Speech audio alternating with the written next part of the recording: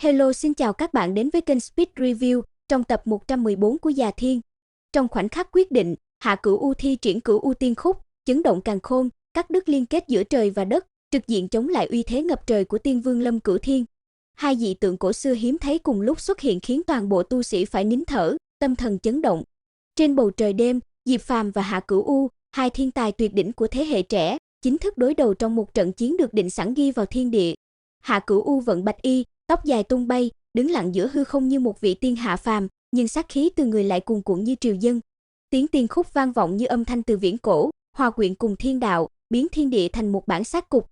Diệp Phàm vận chuyển lực lượng trong thân, diễn hóa một thế giới thu nhỏ với 9 tầng trời xoay chuyển, vạn đạo tụ hội, dị tượng Tiên Vương Lâm Cửu Thiên hiển hóa giữa không trung, thần uy trấn áp. Hai luồng sức mạnh va chạm, khiến không gian vặn vẹo, sóng âm cuồng loạn, ánh sáng từ Cửu U Tiên Khúc chuyển thành vô số tiên linh, mang sát ý vô biên đánh về phía Diệp Phàm. Cuộc đối kháng giữa tiên khúc và dị tượng như hai quân đoàn thần thánh giằng xé trời đất, khiến nhật nguyệt đảo lộn, đại địa rung rẩy. Hạ Cửu U triển khai Cửu Khúc Trường Hà, tựa như hoàng hà nghìn khúc, cuốn phăng tất cả trở ngại, trong khi Diệp Phàm vẫn trấn định, thánh thể tiểu thành vẫn sừng sững không lùi. Dù chỉ vừa bước vào tứ cực bí cảnh, sức mạnh Diệp Phàm thể hiện đã vượt xa tưởng tượng, dị tượng của hắn không những không bị áp chế mà còn bộc lộ vẻ nghiền nát mọi huyễn tượng khác.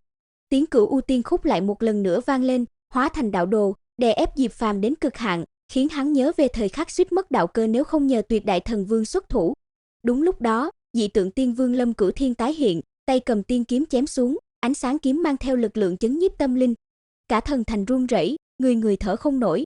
Trận chiến tưởng chừng bất phân thắng bại khiến chúng nhân nghi hoặc về thân thế của Hạ Cửu U, nhiều người tin rằng hắn có liên hệ đến cái Cửu U của 8.000 năm trước và đã kế thừa thể chất đặc biệt. Thân mang chiến y ô kim, tay nắm tiên kiếm đen, hắn tuyên bố có thể phá tan mọi dị tượng của Diệp Phàm mà không cần cận chiến. Tuy vậy, Diệp Phàm không hề nao núng, kết hợp bản thân với dị tượng Tiên Vương, hóa thành hình thái chân chính của Tiên Vương, từng bước tiến tới với khí thế nghiền ép. Thánh linh kiếm Long Văn Hắc Kim trong tay hắn rung chuyển, mỗi bước khiến mặt đất chấn động. Cảnh giới thánh thể dung hợp dị tượng làm cả thiên địa khiếp sợ. Hạ Cửu U tung ra tiên thiên đạo đồ, nhưng Diệp Phàm vận chuyển giai tự quyết trong cửu bí, lập tức khiến chiến lực tăng vọt 10 lần. Hắn phá không xông vào lãnh vực của Hạ Cửu U, dùng thánh linh kiếm chém thẳng một đòn chí mạng. Tiếng nổ vang dội khắp trời, Hạ Cửu U hét lớn, chiến y phát sáng bảo vệ nàng trong gang tấc, nhưng sức mạnh như thủy triều cuốn đến không gì ngăn nổi. Cuộc chiến giữa hai thiên tài chính thức đi đến đỉnh điểm sinh tử.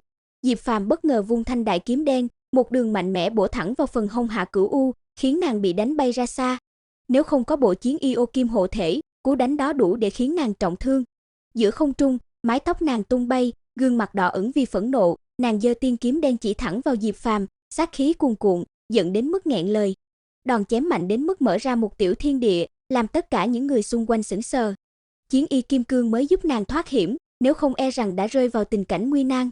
Đám đông hoảng hốt hét lên, Cửu U Tiên Khúc đã bị phá giải.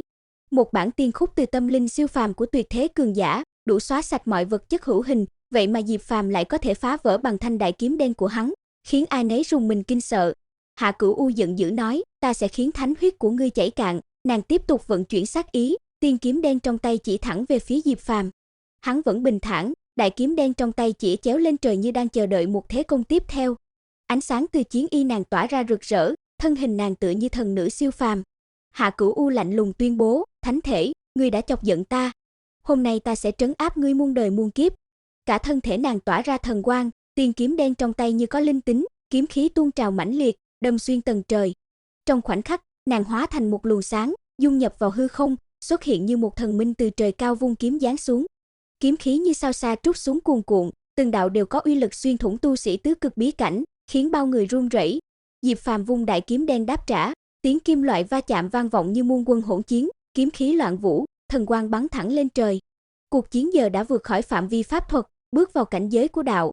Mỗi lần Hắc Kiếm Tiên vung lên là một bức đạo đồ xuất hiện, khiến mọi người kinh hãi, khẳng định rằng Diệp Phàm là một yêu nghiệt nghịch thiên thực thụ.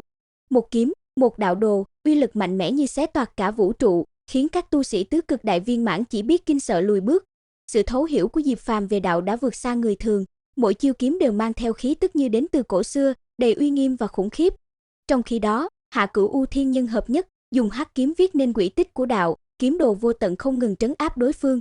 Nhưng Diệp Phàm không lùi bước, từng bước tiến lên với khí thế bất khả chiến bại. Long Văn Hắc Kim Thánh Linh kiếm trong tay lấp lánh thần quang, dị tượng hỗn độn thanh liên xuất hiện quanh thân, cộng hưởng với dị tượng tiên vương, sức mạnh tăng vọt, mỗi kiếm chém ra đều có thể phá tan kiếm đồ đang vây lấy. Cuối cùng, khi không thể bắt sống Diệp Phàm, Hạ Cửu U bạo phát thần thông tối hậu. Giữa trán nàng, con mắt thần linh mở ra, ánh sáng 7 màu rực rỡ chiếu khắp thiên địa, như một vị thần cổ đại tái hiện. Tia sáng bắn thẳng về phía Diệp Phàm, khiến cả Long Văn Hắc Kim kiếm cũng rung lên dữ dội. Mỗi lần mắt thần linh phát sáng là một lần thiên địa rung chuyển, sát khí của thần linh ập đến như muốn hủy diệt mọi thứ. Dù là tu sĩ cảnh giới Hóa Long cũng khó mà sống sót. Dị tượng thanh liên và kiếm pháp cực đạo của Diệp Phàm tuy mạnh, nhưng vẫn bị mắt thần linh áp đảo tạm thời. Khung cảnh hỗn loạn, ánh sáng thần thánh lóa mắt, khiến cả thiên địa rung động. Mọi người xung quanh đều không thể thở nổi, tim đập liên hồi, vì cảm giác được đối diện với sức mạnh vượt khỏi tưởng tượng. Đúng lúc đó, Diệp Phàm lại lần nữa vung kiếm, nghênh đón mắt thần linh, thần uy chấn động trời đất, khẳng định vị thế của kẻ nghịch thiên, người dám chống lại cả ý chí thiên địa. Hạ Cửu U vốn là thiên tài tuyệt thế, luôn đứng trên đỉnh cao ngạo nghễ, nhưng khi đụng phải Diệp Phàm thì thế cục lập tức thay đổi.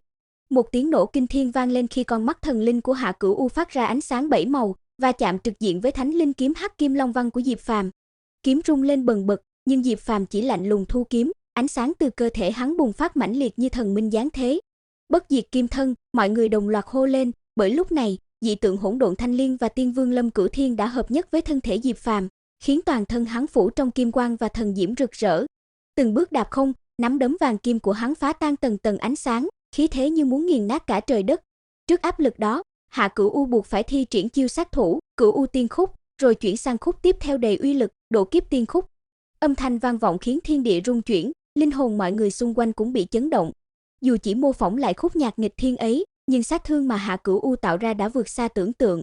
Ngay cả Diệp Phàm cũng bị đánh bay hàng trăm trượng, nhưng hắn nhanh chóng ổn định, bất diệt kim thân bùng nổ mạnh hơn nữa, kết hợp cùng hai dị tượng mới, Cẩm Tú Hà Sơn và Âm Dương Sinh Tử Đồ, khiến thân ảnh hắn trở nên uy nghiêm như một đế quân hàng lâm.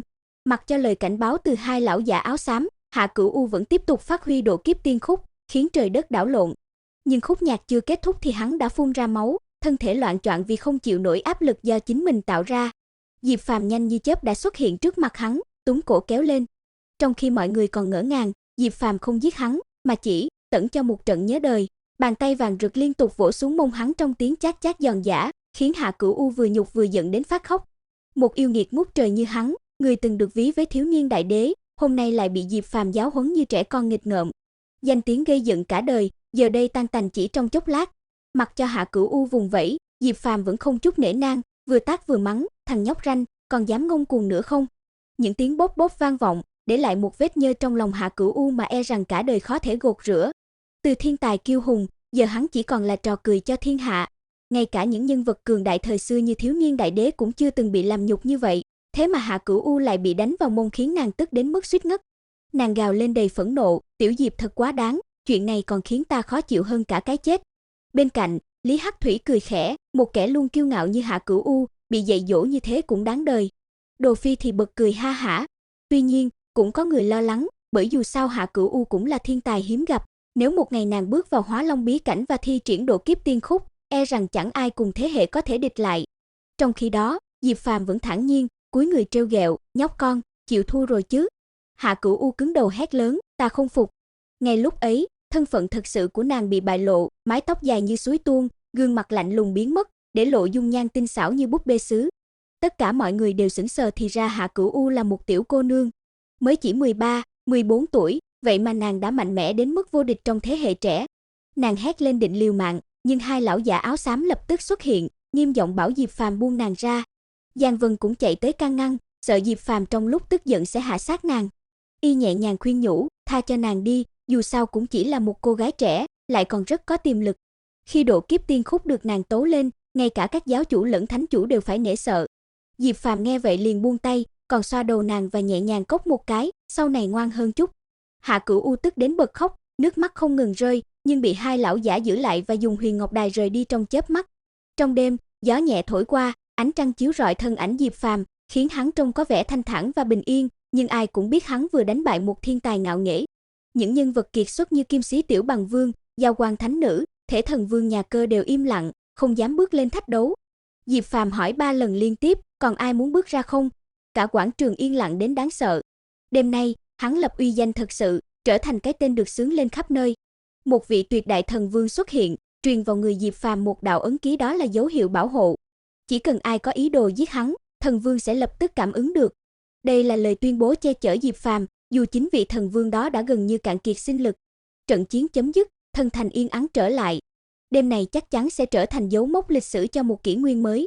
Từ đó trở đi, Diệp Phàm bận bịu tiếp đón không ngừng từ tu sĩ các thánh địa, cường giả thế gia, đến cả truyền đạo giả đại giáo. Tuy khách đến đông, nhưng hắn hiểu rõ, nếu hôm ấy hắn thua, tất cả bọn họ đã quay lưng. Suốt những ngày sau, Diệp Phàm luôn túc trực bên cạnh thần vương, cố gắng giữ lại sinh mệnh mong manh cho ông, nhưng sinh khí ngày một lụi tàn. Còn về phong tộc, họ vẫn không cho phong hoàng xuất hiện. Diệp Phàm không lấy làm lạ, vì dù gì hôn ước cũng chưa từng được chính thức thừa nhận.